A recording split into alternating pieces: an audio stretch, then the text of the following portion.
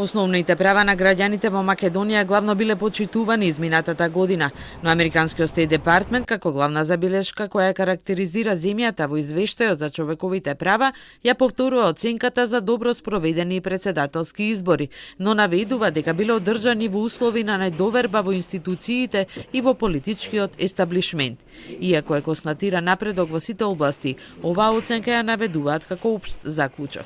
Критики има најмногу во делот за судството кое го оценуваат како ограничената независност на судството, политизираниот судски совет и несоодветно финансирање и натаму ја спречуваат неговата ефикасност. Сепак се заклучува дека за разлика од порано владата повеќе почитува судската независност и дека има подобрувања со оглед на пресуди по случаи на СЈО. Случајот Рекет е споменат во делот за корупцијата, каде е наведено апсењето на обвинителката Катица Јанева под сомневање за злоупотреба на функцијата. Со антикорупцијската комисија направен е голем напредок, но сепак тоа останува болна точка на државата.